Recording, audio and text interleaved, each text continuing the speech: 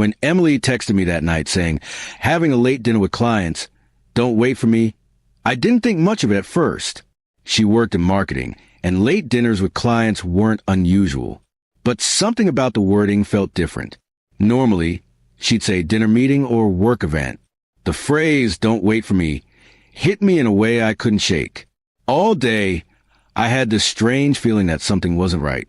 She'd been dressing up more lately, checking her phone constantly, and laughing at messages she'd hide as soon as I walked by. I told myself not to be paranoid.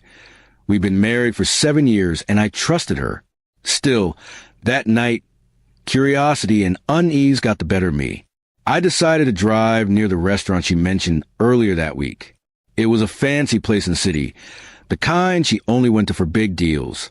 I parked across the street, thinking I'd just see if her car was there and then go home. But when I saw her car parked near the front, my heart started pounding. Inside, through the large windows, I spotted her almost instantly. She looked stunning, the kind of effort she usually made for special occasions.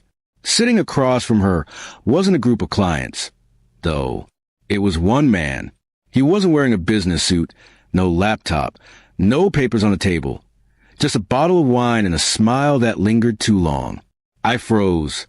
My chest tightened as I watched her lean forward, laughing, her hand brushing his. Every part of me wanted to burst in there, but something told me not to. Instead, I pulled out my phone, snapped a photo, and drove away. The road blurred as my thoughts spun. I couldn't believe the woman I built my life with was sitting across from another man pretending it was just work. Back home, I sat in silence for hours. My phone buzzed again around 11 p.m. It was her, still wrapping up dinner. Don't wait up. Love you. The words fell hollow. I typed back, I know who paid the bill. Minutes later, the typing bubbles appeared, then disappeared. Another minute passed, then another. Suddenly, my phone rang. It was her, voice shaking, asking, what do you mean by that? I didn't answer. I just let the silence speak for itself. She called again, then texted, I'm coming home. When she arrived, her makeup was smudged, her tone defensive. It wasn't what you think, she said immediately. I asked her to sit. Then I showed her the photo on my phone. The color drained from her face. He's just a client, she insisted, but even she didn't sound convinced. I pointed out the empty table. No files, no papers, no team, just her and him. Tears started falling as she admitted they'd met a few months ago during a campaign. It just happened, she whispered. I didn't mean for it to go this far. Her words shattered something in me.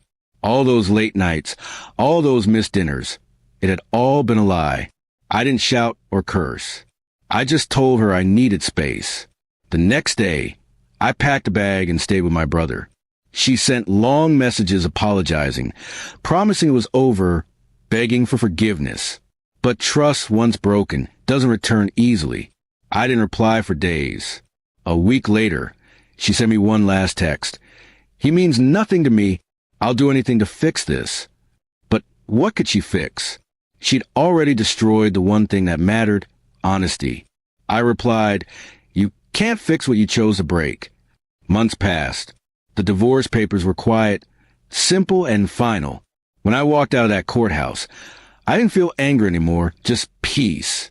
Sometimes the truth hurts more than any betrayal, but it also sets you free. Looking back, that one text, I know who paid the bill, was the end of everything I once believed in, but it was also the beginning of something better, self-respect. And while it took losing her to realize it, I finally learned that love without trust is just a dinner with an unpaid bill. Someone always ends up paying for in the end.